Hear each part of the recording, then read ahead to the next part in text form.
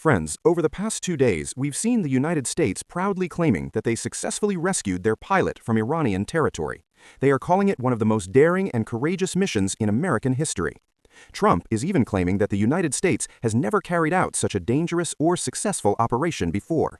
As you may know, about 3 days ago, Iran shot down a U.S. F-A-18 fighter jet.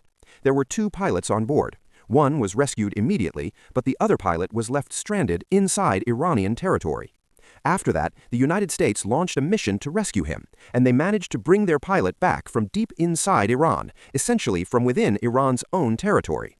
This story feels like it surpasses even Hollywood movies, showing how the United States turned the impossible into possible.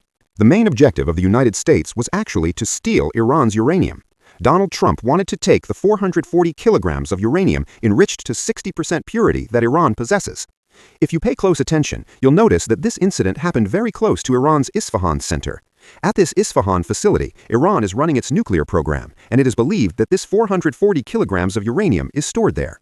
During the so-called U.S. pilot rescue mission, the United States reportedly lost around 2 C-130 transport aircraft, an MQ-9 Reaper drone, and a Boeing AH-6 Little Bird.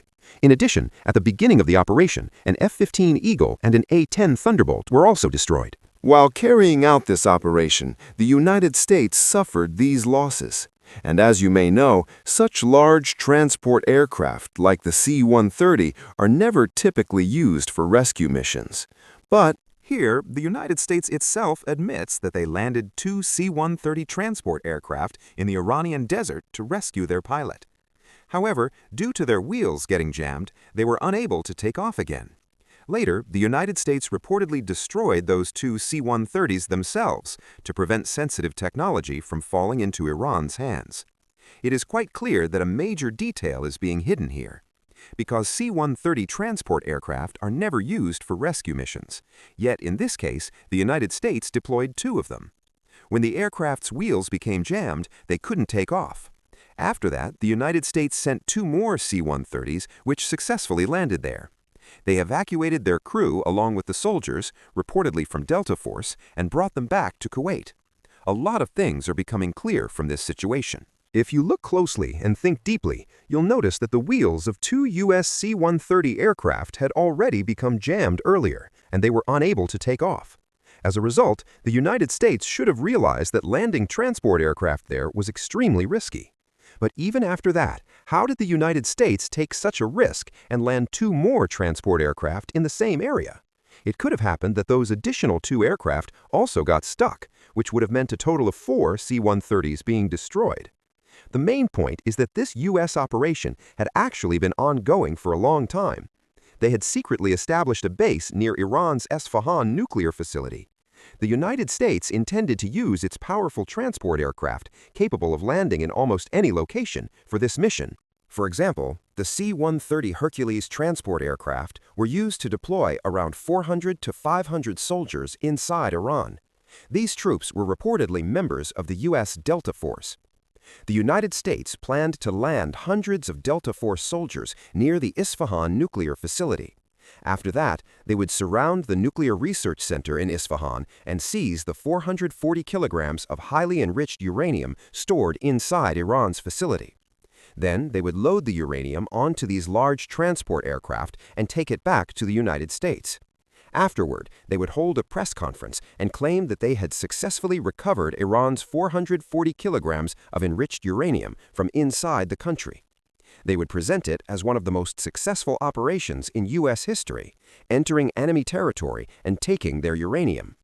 Through this successful mission, the United States would declare the conflict effectively over, claiming they had removed Iran's nuclear capability. As a result, both the United States and Israel would feel more secure, believing Iran could no longer develop nuclear weapons. Donald Trump once described an operation where the United States would enter Iran, steal uranium, and successfully return. It might sound like a great Hollywood storyline, something that could make an exciting movie. But they should have understood one thing. This is Iran. You may be able to enter Iran, but leaving without their permission is another story. The uranium mission reportedly began using an F-15 Eagle. The United States assumed that Iran's air defense systems were either destroyed or no longer effective. Because of this, they took a significant risk and attempted to establish a camp near the nuclear facility in Isfahan. However, things did not go as planned. The U.S. forces failed to set up the camp. Instead, they lost an F-15 Eagle, and one of the pilots became trapped inside Iran. Later, that pilot was rescued, and the operation was presented as a major success by Donald Trump. Donald Trump even posted about this on his personal social media platform, Truth Social. In the post, he proudly claimed that it was one of the most successful operations in United States history. According to him, U.S. forces entered Iran and successfully rescued their pilot. He even suggested that this rescue mission could someday be turned into a Hollywood movie.